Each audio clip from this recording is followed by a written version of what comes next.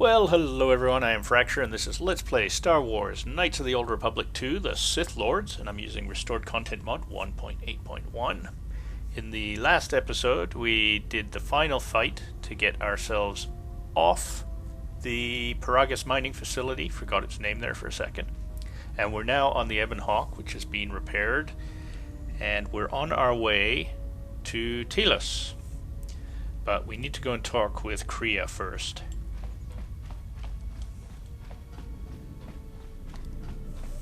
I can't remember which side she's in. She's in one of the bedrooms. I'm pretty sure it's this one. Sure enough. Have you come for more answers? There is little more left to give. When you lost your hand, I felt it too. That does not surprise me, any more than you hearing my thoughts when we were apart. The pain, however, was unexpected. If I could, I would have shielded you from it. Sorry, I was drinking. If I felt the loss of your hand, what would happen if you had died? I do not know. I fear that the consequences would have been more extreme. More extreme? I felt like my hand was dipped in molten carbonite. Then the sensation you would feel upon my death might be less than that, though much quicker. It would have killed me? Would it have been lethal? Possibly, yes, and I fear it works both ways. I would not wish to test it, nor should you. Well, that just made her difficult to kill, didn't it? What can we do? I don't want my actions to place you at risk. Yeah, that's kind of a light side thing. When battle is upon us, I suspect our minds are prepared enough to shield each other from the pain. I think we shall not have a repeat incident of what happened at Paragus. Well, that's true. They can't cut off your hand twice. How could this bond have happened? Does this connection have any advantages? It seems the Force flows easily between us. When one of us manipulates the Force to heal or strengthen ourselves, the other is aided as well. You and Kriya possess the Force Chain special ability. When either of you uses a Force power on yourself, the other gains the benefit as well. And we saw that earlier on. Basically, if I use a skill that benefits only me, it's as if she cast it on herself as well, so it's actually kind of handy. You can metagame a bit and split your Force skills 50-50 between yourselves, and you know, you get all those free extra skills. So if you're willing to take the time, that's quite a powerful ability. A powerful technique, yeah, indeed. Like I Though, said, as we have noticed, it has its drawbacks. Not really in-game. You know, if she dies, apparently we would die as well. But we don't get hurt whenever she gets hurt. So it's only of benefit, really. So what do we do now? I need to know more about the Sith hunting us. When we were on Paragus, I could feel the Force again. Can you tell me what happened since the Mandalorian Wars? I think we're going to cover all of this. I need to know more about the Sith hunting us. These Sith, they seek the death of all Jedi, as have all the Sith, since the Jedi Order was first split. First split? Yes. The Jedi Civil War is not the first one of its kind. Thousands of years ago, the Jedi had another civil war that split the Order. It was a terrible thing. A faction among the Jedi abandoned the teachings of the Order, following their own path. They waged war on their fellow Jedi, a war that raged across the galaxy. But these fallen Jedi were cast out, defeated, and they retreated to worlds in the Outer Rim. Over time, they took on the mantle of the Lords of the Sith, but in their hearts they never forgot the Jedi. The hatred for the Jedi Order burns in their veins like fire and echoes in their teachings. Revan tasted it, as Malak did. So these Sith continue the crusade? So we're learning prehistory of Star Wars, basically. It's pretty neat.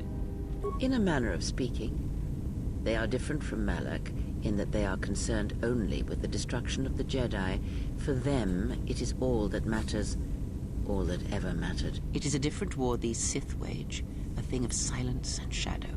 They strike from the darkness, hiding from the face of the galaxy until all Jedi are exterminated. After all the Jedi are gone, then the galaxy is theirs, no matter whether the Sith or the Republic rules. It is the dark side that shall reign, unchecked. I've never seen this Sith assassins like those on the Harbinger. I believe them to be the result of special teachings. Their apparent weakness against you is evidence of this. Those Sith assassins can sense their prey through the Force. It is like a hunger. They feed and grow stronger when they are near Force sensitives. The stronger their prey is in the Force, the deadlier they become. As long as you were cut off from it, you were able to evade their sight. But after Paragus, I fear that you will be no longer shielded from their eyes, or the eyes of their masters. The stronger you grow, the more will come. There are other questions I wish to ask. Ask, and I will answer. When we were on Paragus, I could feel the Force again. Well, that was pretty obvious, but okay. Indeed. And was it the same as before? No, it felt different, faint. If my suspicions are correct, perhaps the damage the Jedi Council did was not as permanent as they thought. It is not an easy thing to cut one off from the Force. Wait, the Jedi did this to me? What did you believe? That you suddenly lost your connection with the Force without reason? But it's not possible to cut one off from the Force. It's like deafening someone or blinding them. Indeed it is. It is much like losing one's ability to listen, or being put into a deep sleep, unable to awaken to the galaxy around you. Such a thing has been done before, when Jedi have pronounced sentence on their own, and exiled them as they did you.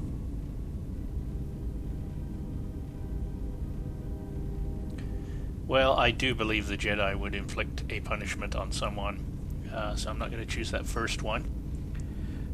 Then there must be a way to reverse what they did.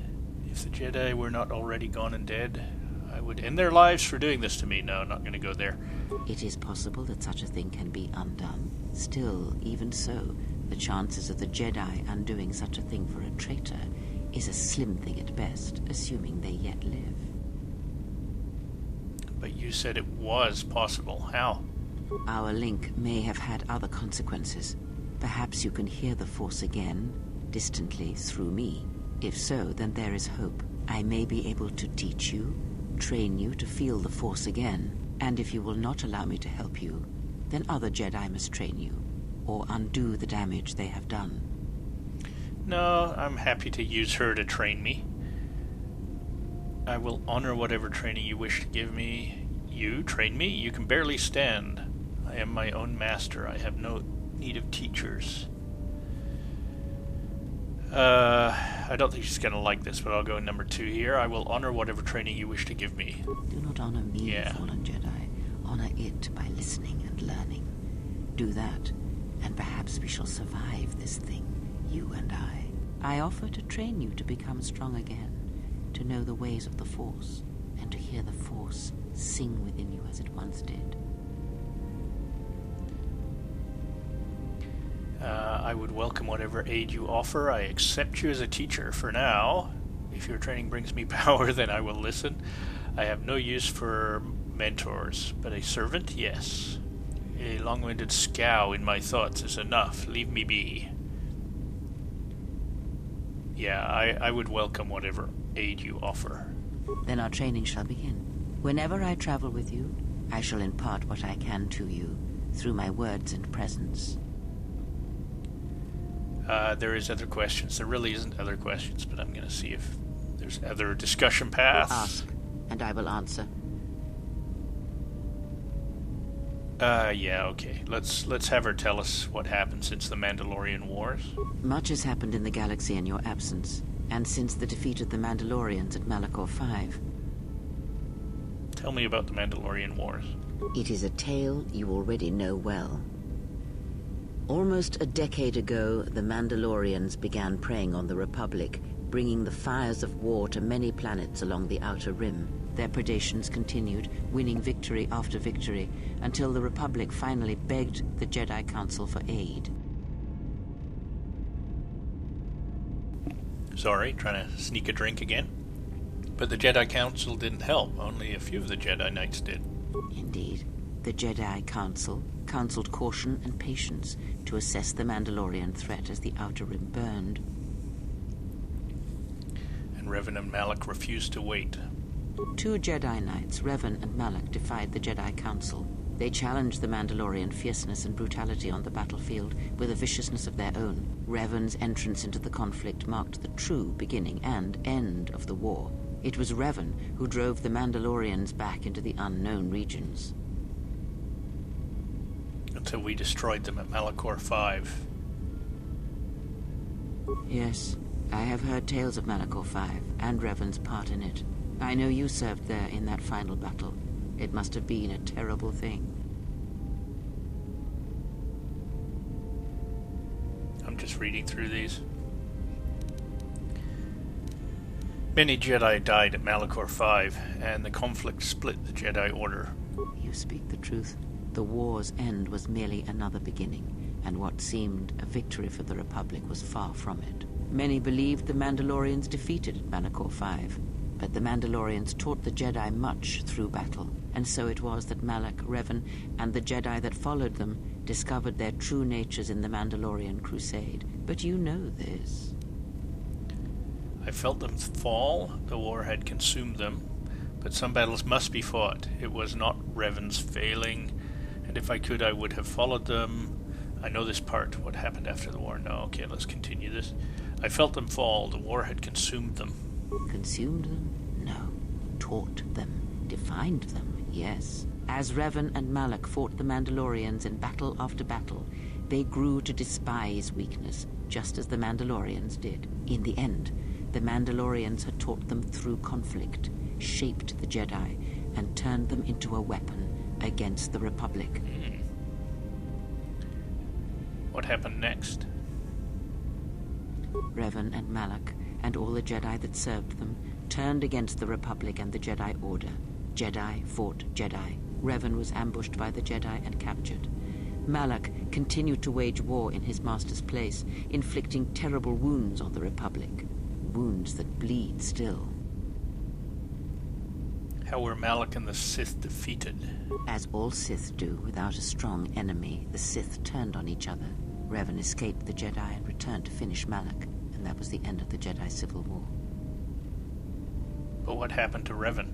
After defeating Malak, Revan left the Republic, and there are none who know where he has gone. It is said that the Sith remnants turned on themselves after Revan defeated Malak, reducing Korriban to ruin as the Republic still bleeds and struggles for life. Where Revan wanders now, I do not know. So Revan saved the Republic. It would seem that way from a certain point of view, perhaps. The Jedi Civil War left wounds that have yet to heal.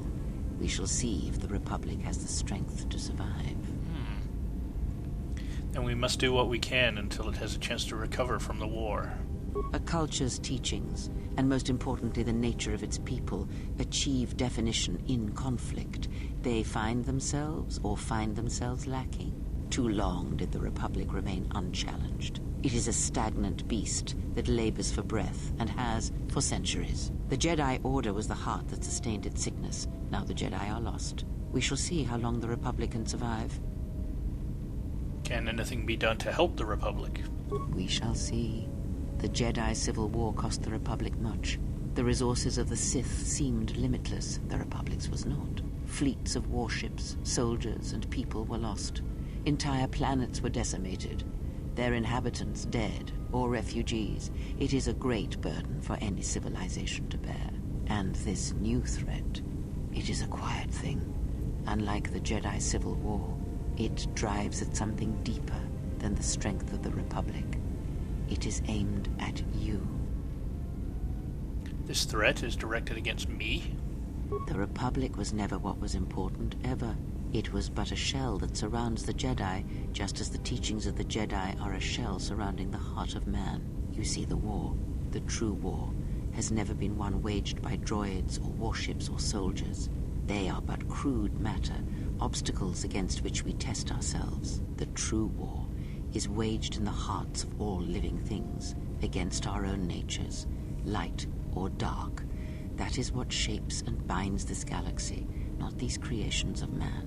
You are the battleground, and if you fall, the death of the Republic will be such a quiet thing, a whisper, that shall herald the darkness to come.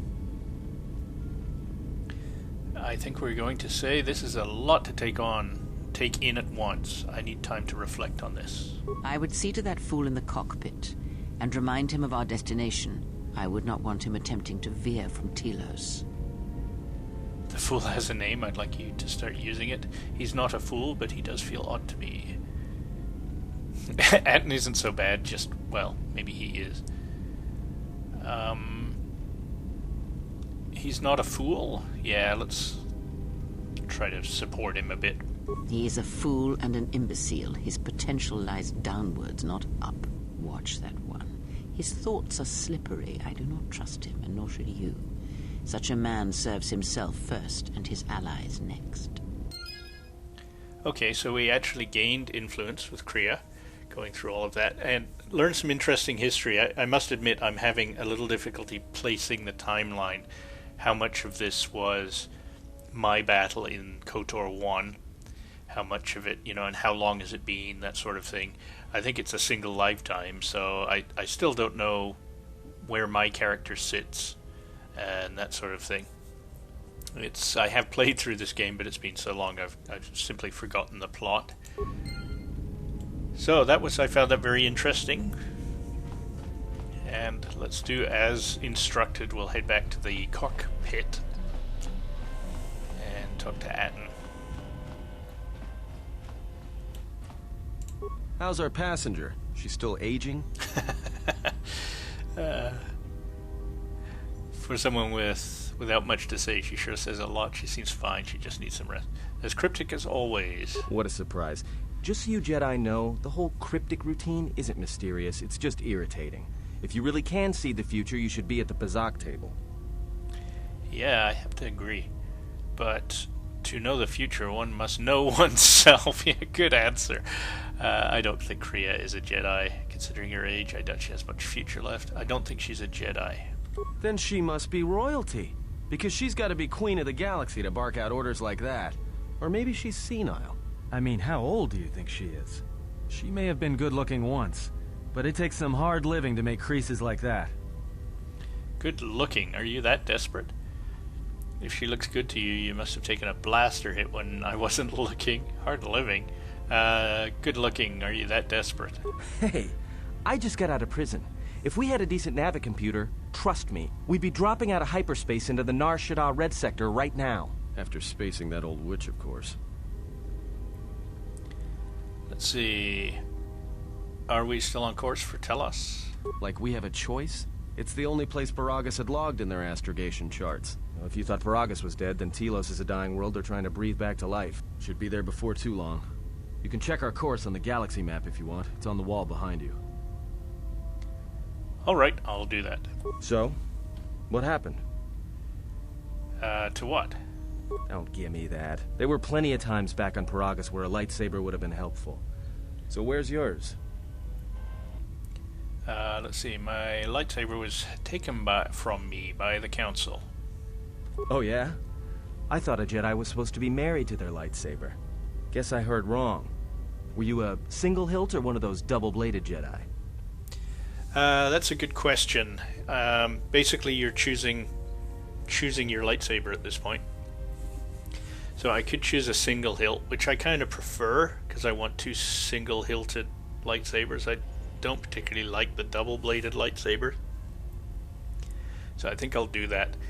The double-bladed lightsabers, I can't remember if this is like KotOR2 where you have all sorts of crystals you can tune, but if you have two single-hilted lightsabers, you have more places to put those crystals, so you gain more benefits, I think. So we'll say it's a single hilt, and not worry about the fact that I'm actually going to be wielding two. Huh. Figures. It wasn't red, was it? Actually, the crystal was redder than a Ligrek's eye. Both the blade and the crystal were unique. It's been so long I cannot remember.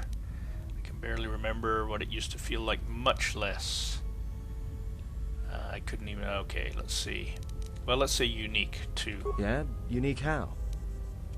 It was a blue lightsaber used by the Guardians. Well, I'm a consular. My lightsaber was a green one, like those used, like those of the Jedi consulars, which makes sense. I'm a Jedi consular. A yellow lightsaber for a sentinel. Violet, like Hurricane's gems in the sunset. Orange, like Hask's sun. It was a Veridian Blade, the one the Jedi Order had never seen before. Well, Veridian just means green.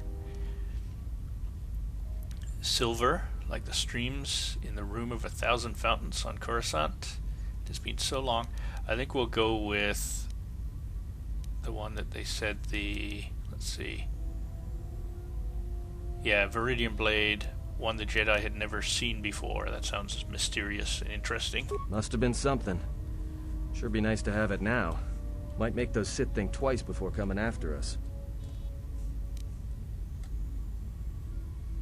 I think having it would just drive them to hunt me harder. It is no matter. It was taken from me long ago. Alright, forget I said it. Okay. So how are we doing for time? Fairly well. So here's the galaxy map. These are the places we can travel to. And as they said, we don't have a lot of choice at this point. We're going to be heading to Telos.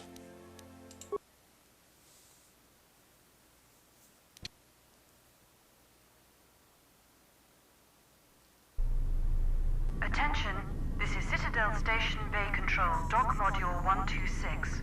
Please remain where you are. Lieutenant Dahlgren will arrive shortly to meet you. That is all.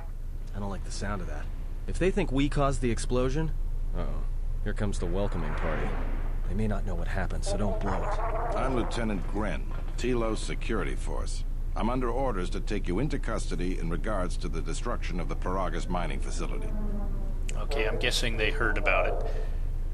Are we under arrest? You haven't been formally charged, but you will be placed under house arrest pending the results of our investigation. Due to the nature of the investigation, I have no specific timetable to offer you. In the meantime, your ship and any droids will have to be given over for safekeeping. Yes, that includes you. You are a droid, so you will be detained. In addition, we will have to take your personal arms and armor until the completion of our inquiry.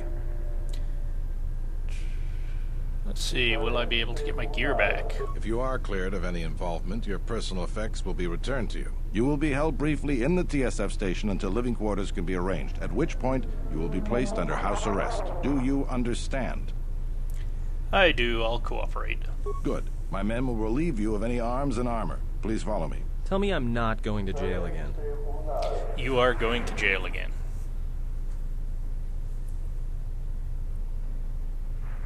Hello?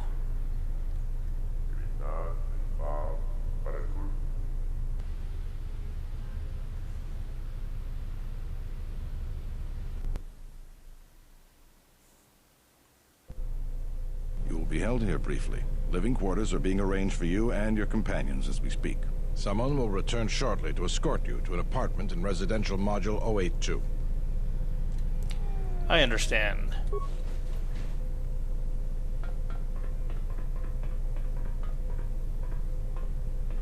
Well, we might be here for a while. Might as well get comfortable.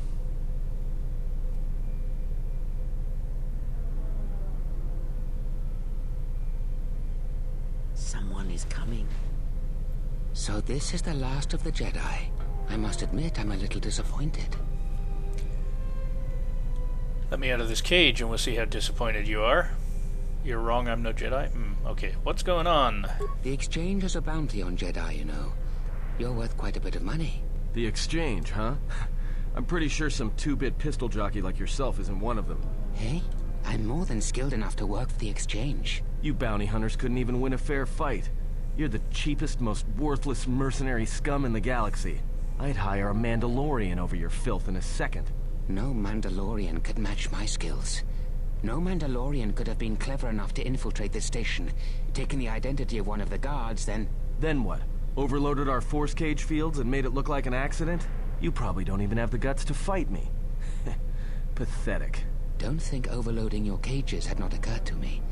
You're wanted alive, but I doubt anyone will care as long as I bring them your corpse. Let's get this over with. Come, Jedi. It is time to die. Hey, leave him alone.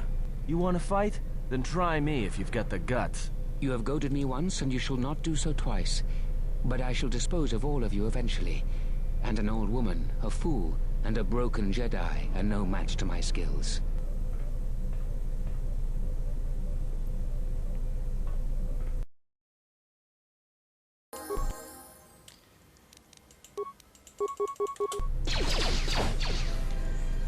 So that's where blaster bolt deflection kind of comes in handy, and we've already defeated him. The security cameras are...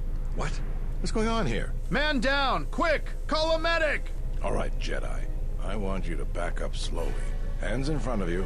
Into the force cage. Cooperate, and we won't have to gun you down. Come on, Lieutenant. They've already killed... who is that? Is that Batu Rem? He said he was an assassin. Rem's no assassin. Batu Rem is on leave. He shouldn't even be on the station. This man isn't him. What's going to happen now? We've arranged for an apartment in residential module 082. You'll stay there under house arrest until our investigation of the Paragus matter is complete. You'll be under TSF protection. I'll personally clear any visitors to your quarters, and we'll investigate this incident to the best of our ability. All right, let's go. Officer, got Lieutenant Yima a report of this incident. She'll look into this. The rest of you come with me. We'll escort you to the apartment in 082 immediately.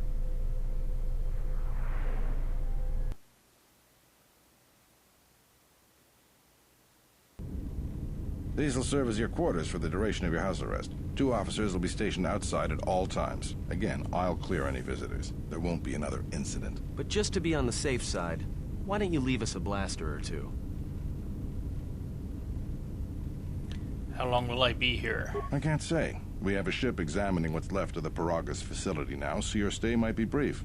We'll keep you informed. Now, this is a step up from a force cage, at least. If there are any problems, we'll use the wall terminal to contact you. Let's go.